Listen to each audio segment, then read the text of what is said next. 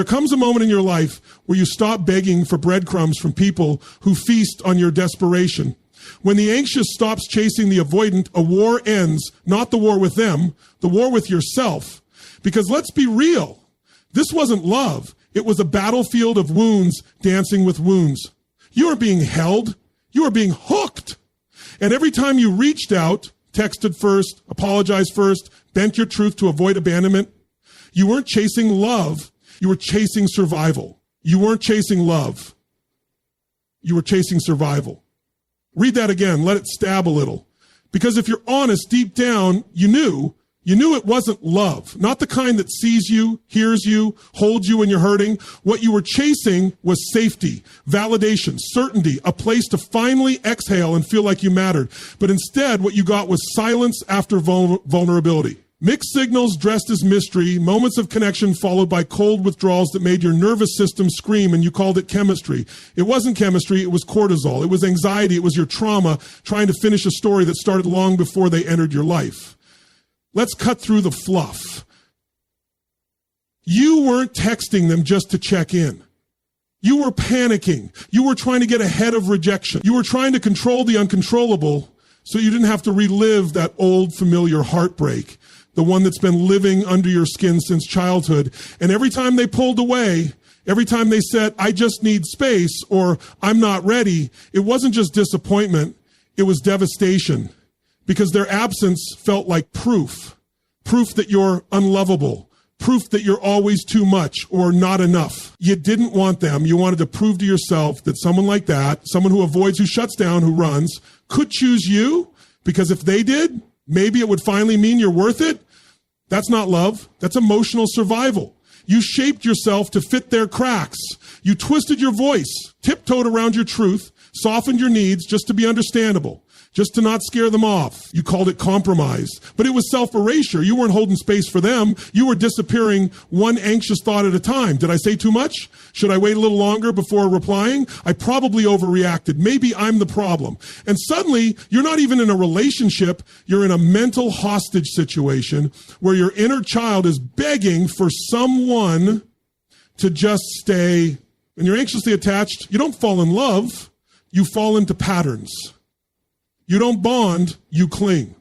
You overthink every text, analyze every pause, replay every interaction like a crime scene, because you're not trying to build a connection, you're trying to prevent abandonment. And no one told you this, but you need to hear it loud. That wasn't your fault. You learned to survive by reading the emotional weather of the room. You learned to stay connected by abandoning yourself first before someone else could do it for you. You learned to please, to perform, to prove. Because somewhere along the way, someone made you feel like you had to earn love. And now here you are, an adult, playing out the same damn cycle. Chasing people who pull away. Staying up all night wondering what you did wrong. Pretending you're okay with crumbs just to not be alone. But you were never too much. You were never asking for too much. You were asking the wrong person. You were asking someone emotionally constipated to hold space for your bigness. You were asking someone running from their own feelings to validate yours. You were asking someone who hides in silence to give you peace. But how can a storm calm the waves? You were surviving, not loving. And survival mode will always choose familiarity over freedom. It will pick a cold shoulder over a warm heart if that cold shoulder feels like home. The moment you realize that your nervous system is mistaking chaos for passion, that's when you wake up. That's when you stop chasing. That's when you stop waiting for the avoidant to finally turn around and meet you in the middle. Even if they did choose you, even if they stayed, you'd still be anxious because it was never about them. It was always about that wound inside of you, the one screaming, please prove to me I'm not disposable, but they can't. They won't, because it's not their job. It's yours. When you chase someone who avoids intimacy, you're actually avoiding yourself, avoiding your pain, avoiding your loneliness, avoiding that deep void that says, I don't feel safe unless someone else wants me. But what if instead of chasing someone who avoids you, you started chasing yourself, your truth, your power, your peace? What if you let yourself sit in the discomfort, the shaking, trembling loneliness and said, even if no one texts me back, I am enough. Even if they never choose me, I choose myself. Even if I feel abandoned, I will not abandon me. You weren't chasing love. You were chasing the part of you that was still waiting for someone to rescue you. And now the rescue mission is over. Because the only person who can meet that anxious, trembling heart is the you who's done begging. The you who's done bleeding. The you who's done shrinking to be digestible. The you who's no longer chasing ghosts in hopes of becoming whole. You weren't chasing love. You were chasing survival. And now you're ready to live. You cannot heal in the arms of someone who keeps dropping you. That sentence should punch you in the chest because it's not poetic. It's a warning. You keep reaching for comfort in the very place that causes your pain. You keep crawling back to hands that only know how to let go. You tell yourself this time will be different, but every time you open yourself, they vanish again. Emotionally, physically, spiritually, like clockwork. And still you stay. Still you try. Still you hope. Why? Because you've mistaken effort for connection. You think that just because you feel something deeply, it must be real. But intensity is not intimacy. Obsession is not love. Anxiety is not chemistry. And abandonment is not a test you have to pass to prove your worth. Some of you are lying to yourselves. You're calling it healing when really it's just coping in chaos. You're saying they're triggering my growth, but you're not growing. You're bleeding and you're calling the blood roses. Let's stop the fantasy right here. This is not a fairy tale. This is not star-crossed lovers. This is trauma reenactment on loop. You're not healing. You're hoping they'll change, and that hope is killing your soul slowly. You want to heal? Then stop going back to the scene of the crime. Stop bringing your vulnerable heart into a space where it gets shattered every time you open it. You cannot rebuild yourself in a war zone. And some of you, let's be honest, are addicted to the war, addicted to the push and pull, addicted to the drama, because at least drama feels like something. At least the highs are high, right? But then come the lows, the gut-wrenching, tear-stained, I can't eat lows. And still, you crawl back like a soldier who forgot the war is already lost. Stop calling it love. It's wounding. It's self-abandonment in disguise. You show up with your full heart, and they show up with a wall. And then you blame yourself when you bounce off it again and again. You write off your needs as too much. You label your emotions dramatic. You minimize your truth just to keep them from pulling away. But here's the brutal truth. If they loved you the way you love them, you wouldn't be feeling this way. Because love doesn't leave you guessing. Love doesn't gaslight your reality. Love doesn't punish your vulnerability with silence. Love doesn't make you beg for presents. If you have to chase, it's not love. It's survival mode dressed in romantic fantasy. Some of you were taught to believe that suffering means it's real, that if it hurts, it must be worth it. But let me tell you something. Real love feels like peace, not panic. Real love doesn't raise your anxiety, it heals it. Real love doesn't teach you to walk on eggshells. It gives you solid ground to stand on. So why do you stay? Why do you keep trying? Because deep inside, there's a child who thinks, maybe if I just love them right, they won't leave. But that child has been abandoned enough. That child has waited long enough. That child deserves a protector, and that protector is you. Not them. Not someone who disappears when it gets hard. Not someone who says they need space every time you get too close. Not someone who's emotionally starving, then blames you for being hungry. You want healing? Then stop offering your heart to people who don't even know how to hold their own. Stop writing paragraphs to someone who gives you one-word answers. Stop justifying their silence as their way of processing. They're not processing, they're avoiding. And the longer you keep making excuses for them, the longer you stay stuck in this cycle where your pain becomes normal. Your nervous system is exhausted. Your mind is tired of trying to make sense of the mixed signals. One day you're everything. The next you're too much. One moment they're warm, present, I miss you. And the next they vanish like a ghost in the fog. And you think you're healing in that? No, you're surviving. You're in emotional purgatory hoping someone who avoids themselves can somehow hold you. But how can they? How can someone who runs from their own emotions hold space for yours? They won't. They'll drop you the moment you need more than they're capable of giving. And then you'll think it's your fault again. You'll spiral again. You'll apologize for feeling again until one day you finally ask yourself, why do I keep giving people the power to make me feel like I'm too hard to love? And the answer will shake you because you were trained to. You were trained to find crumbs and call it a feast. You were trained to think love must be earned. You were trained to believe that if you could just be better, they would stay. But they won't. Not because you're unworthy, but because they were never capable in the first place. You're not healing by staying in this. You're getting better at tolerating dysfunction. That's not strength, that's conditioning. You want to know what healing looks like? It looks like letting go. It looks like walking away even when your whole body is screaming to stay. It looks like holding your own hand through the loneliness. It looks like telling that inner child, we're done begging. Because healing doesn't happen in their arms. Healing happens the moment you stop putting your heart in hands that drop it every time they get uncomfortable. Healing happens when you realize that the love you've been fighting for from them is the love you've always needed from you. They will not save you. They will not complete you. They will not become the person you write about in your journal. And that's okay, because now it's your time. Your time to choose differently. Your time to stop seeking safety in danger zones. Your time to say, I'm not healing in this anymore. I'm breaking apart. And then you leave, not because you hate them, but because you finally love you more.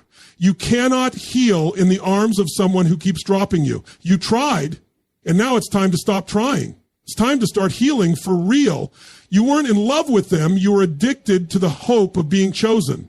And that sentence will sting if you've ever stayed in a situation longer than your dignity could afford. You thought it was love because your heart raced when they texted, because the silence broke you, because every breadcrumb felt like a feast. But it wasn't love. It was the fantasy of love. The fantasy that if you just held on long enough, softened yourself enough, sacrificed your truth enough, maybe finally they would turn around, look at you and say, you're the one. But they never did. Not fully, not completely. Not in the way you begged for in the quiet moments of your own loneliness, because what you were really craving wasn't their love. It was their approval, their validation, their recognition. You didn't want them. You wanted the version of yourself that felt worthy in their presence. That's not love. That's a drug. And like any drug, it hits hard, it fades fast, and it leaves you hollow. Because every moment they gave you hope, that flicker of attention, that compliment, that text at 2, MOME, it lit something up inside of you, and then it vanished again. And you were left chasing that high, that maybe, that whisper of potential that kept you hooked. They didn't choose you, but they didn't release you either.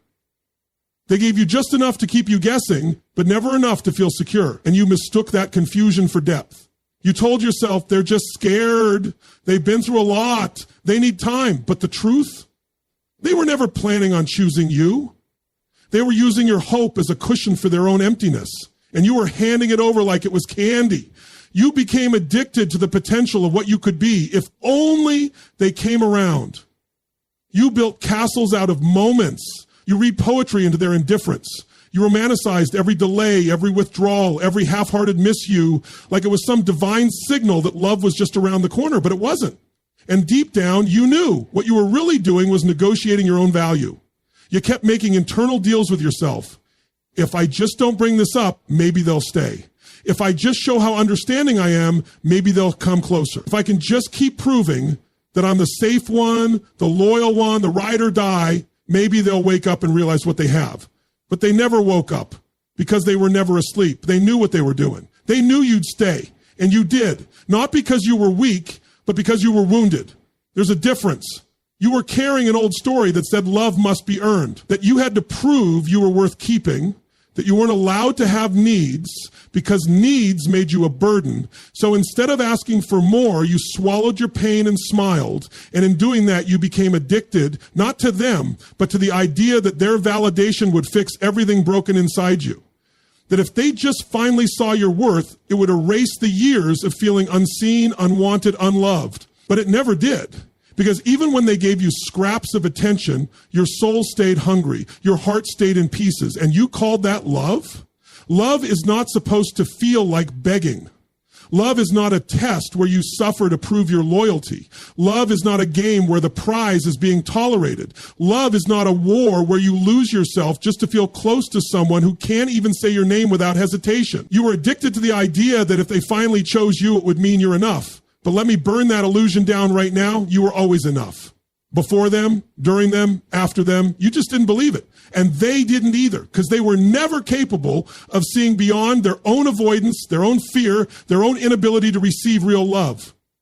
You stayed because the hope was louder than the hurt, because the fantasy was stronger than the facts, because some part of you still believed that if they choose me, maybe I'll finally feel chosen by life itself. But the reality, you chose someone who didn't choose you. And the longer you stayed, the more you abandoned yourself. So let's tell the truth. You weren't in love with them. You were in love with the idea of being seen. You were in love with what it would mean about you if they finally stopped running. You were in love with the story, not the person. Because the person, they were inconsistent, emotionally unavailable, confusing. One day hot, the next day a ghost. And yet you clung to every micro moment of affection like it was proof of something greater. But real love doesn't leave you in pieces.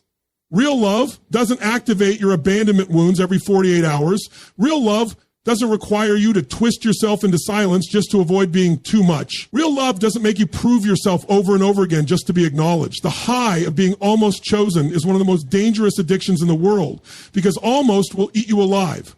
Almost will have you sacrificing your joy, your dignity, your power, all in the name of one day maybe becoming enough for someone who doesn't even know how to hold themselves, let alone you. The most painful part isn't that they didn't choose you.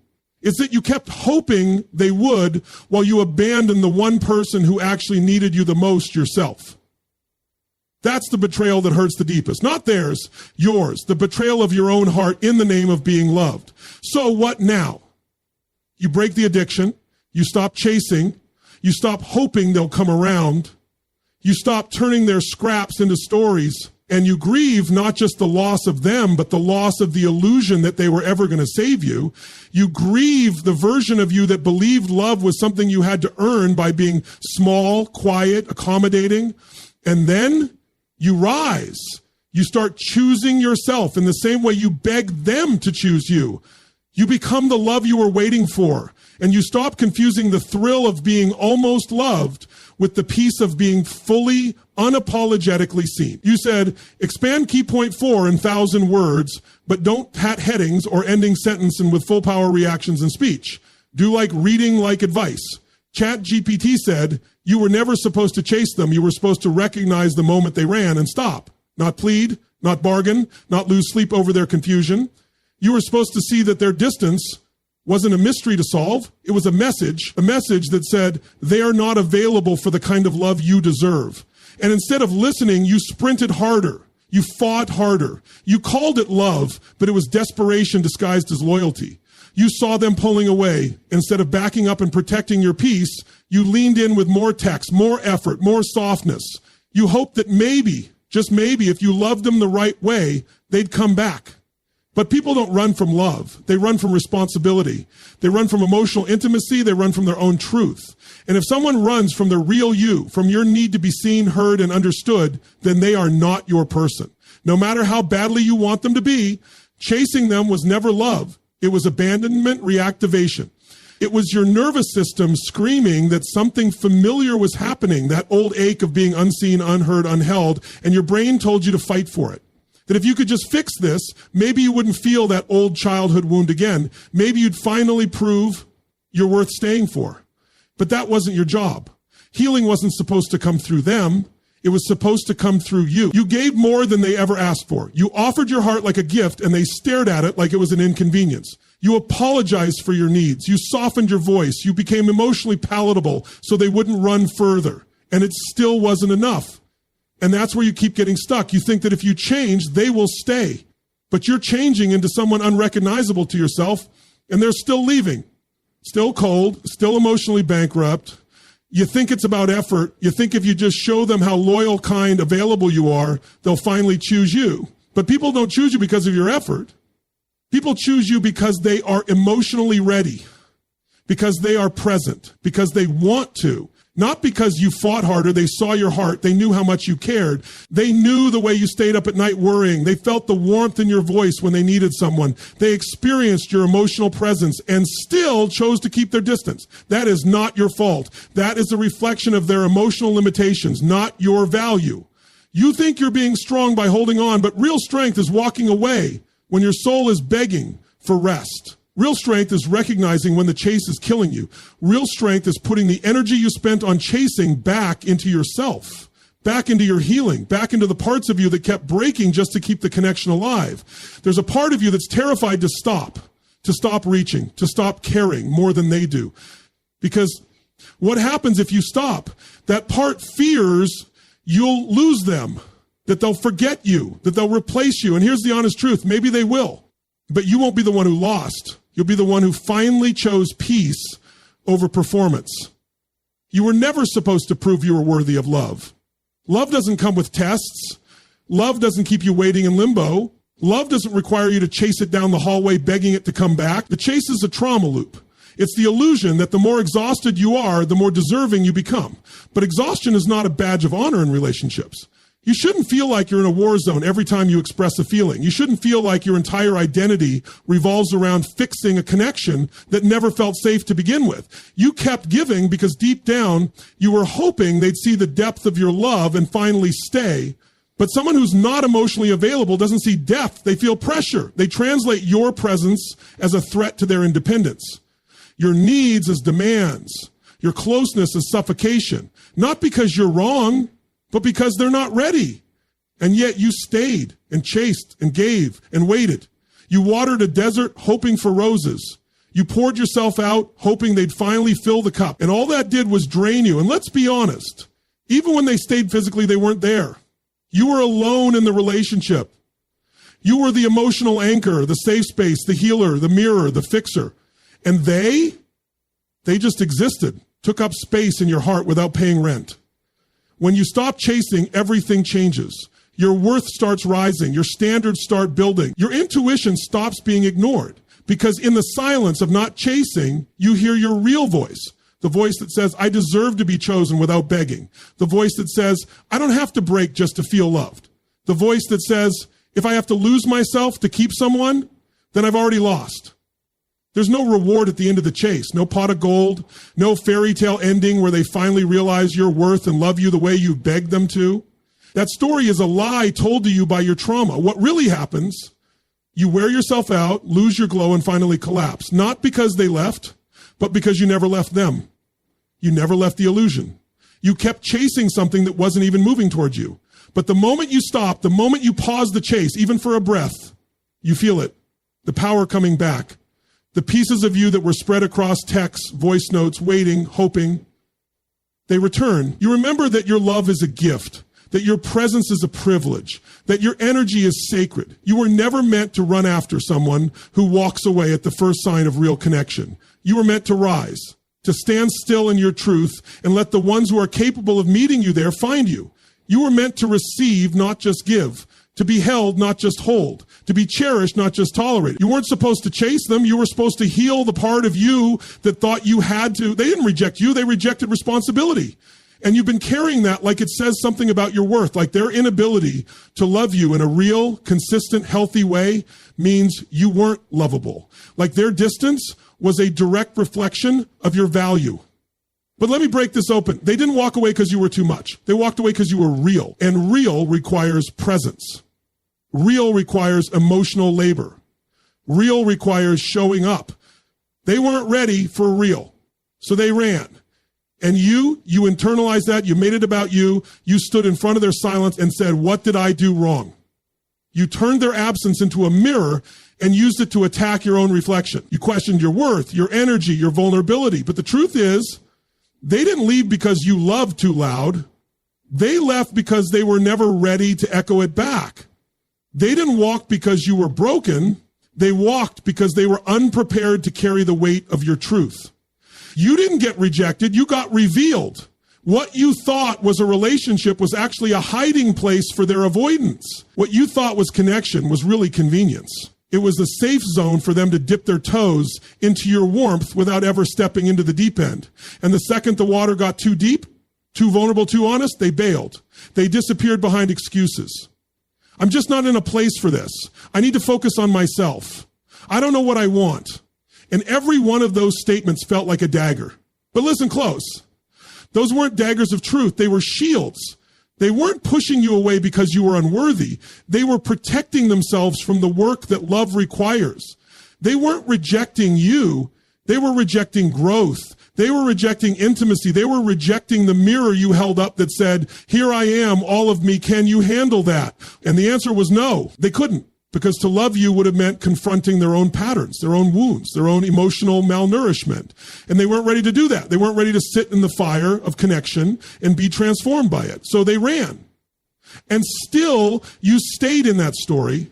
The story that said, if you were different, they would have stayed. That if you hadn't texted so much, hadn't asked for clarity, hadn't shown how much you cared, they might have stuck around, but that's the lie. That's the hook. That's the trauma voice whispering it's your fault. But it's not. The truth is, you showed up fully, deeply, brave, vulnerable, and they couldn't meet you. That's not rejection. That's misalignment. They couldn't hold what you carry. They couldn't receive what you give. And instead of admitting that, they left you questioning everything because that's easier for them. Easier than facing the shame of their own emptiness. Easier than saying, I don't know how to love at the level you deserve. So they let you take the fall, let you drown in the silence, let you wonder why they pulled away instead of being honest enough to admit that they never had the capacity in the first place. They weren't rejecting you. They were avoiding accountability. They didn't want to be the one who had to rise, the one who had to show up with more than just charm and chemistry. You demanded emotional maturity. You demanded clarity. You demanded real presence. And they didn't have it, not because you asked too much, but because they had too little to give. You think you were abandoned, but what actually happened was the universe removed someone who wasn't capable of loving you at the level you're destined for. You think you were left behind, but what actually happened is you were redirected out of the illusion, out of the almost, out of the hunger, because you deserve fullness. You never lost love. You lost the illusion of love. You lost someone who couldn't hold your intensity, and that's a win. That's protection. That's the clearing before the real thing arrives. But you've got to stop interpreting their absence as proof of your unworthiness. You've got to stop collecting evidence against yourself from people who were never qualified to judge your value. You don't hand your self-worth to someone who flinches at emotional closeness. You don't let someone who avoids their own heart be in charge of yours. You think their walking away is something you need to fix, but it's not your job to turn avoidant people into emotionally available ones. It's not your mission to become more digestible just to be loved. You're not too much. They're too unavailable. You're not broken. They're emotionally asleep. You're not dramatic. They're disconnected. And your sensitivity, that's not weakness. That's your gift. That's your compass. That's your truth, screaming to be honored. You need to start seeing their rejection for what it is. Divine protection from a half love. A love that would have made you question your enoughness every single day. A love that would have kept you chasing, performing, shrinking. And no matter how pretty that fantasy was, the reality would have ruined you. You didn't fail. You showed up. You opened your heart. You leaned in. You loved hard. And the other person couldn't meet you there. That is not rejection. That is clarity. That is your wake-up call to stop handing first-class love to people flying coach on emotional responsibility. You were looking for connection and they were looking for escape. You were building a future and they were building an exit plan. You were ready for depth and they couldn't even swim. That doesn't mean you're unlovable. It means you were speaking a language they refused to learn. So stop blaming yourself for their fear. Stop shrinking yourself to fit inside someone else's avoidance. Stop translating their emotional absence into a wound you need to heal. Let their silence be the teacher. Let their leaving be the lesson. Let their inability to choose you become your invitation to choose yourself harder than you ever have before. Because that rejection, that wasn't about you. That was about everything they weren't ready to face. And your healing, it starts the moment you stop trying to decode their behavior and start reclaiming your power. You keep thinking the pain is punishment, but the pain is a portal. You keep asking, why did I go through that? As if it was sent to break you, but it wasn't. It was sent to wake you up, to shake you out of the fantasy, to snap you out of the illusion that you were going to get safety, connection, and unconditional love from someone who didn't even feel safe in their own body. That heartbreak didn't destroy you. It delivered you. Because the moment the avoidant walked away, the illusion burned down. And in that fire, you found something you never expected, the mirror of your own becoming. You didn't lose a person. You lost a pattern. You lost a habit of self-abandonment. You lost a relationship that was teaching you to doubt your voice, question your intuition, and minimize your needs. And in the wreckage of that story, there was something sacred left behind. You. Not the you that was trying to be liked, trying to be accepted, trying to hold it all together, but the real you, the wild one, the honest one, the one who's done settling for half-hearted connection and breadcrumb love. That version of you was born in the pain. That's not suffering.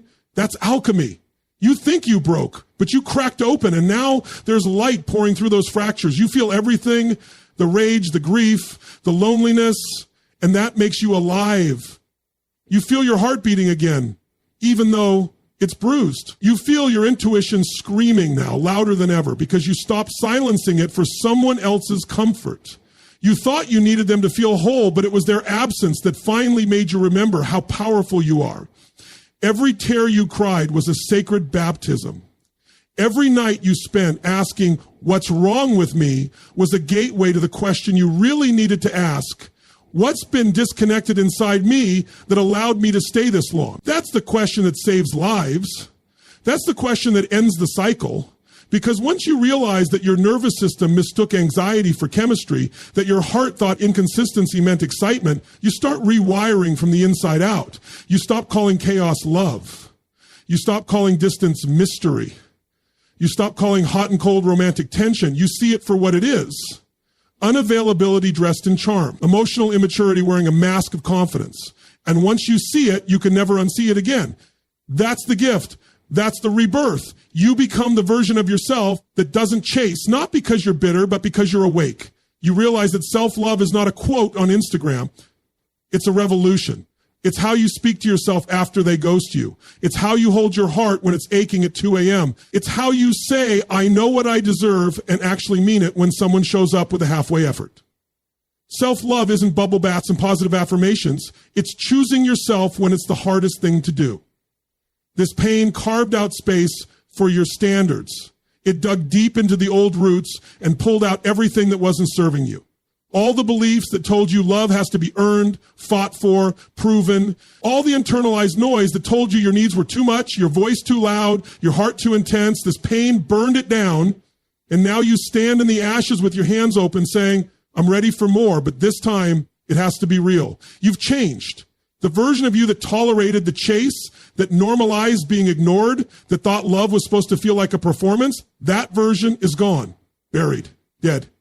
What's here now is something fiercer, something wiser, someone who can spot avoidance a mile away, someone who doesn't settle for potential anymore, someone who doesn't build a home out of maybe. You don't want promises, you want presence. You don't want charm, you want character. You don't want intensity that burns out in 2 weeks, you want intimacy that lasts. You didn't just survive this pain. You evolved through it. It stretched you. It broke the parts of you that were built from childhood wounds. And now you get to rebuild from truth. You get to rewire your nervous system to recognize peace as attraction. You get to redefine love as something safe, sacred, and mutual, not something you have to audition for.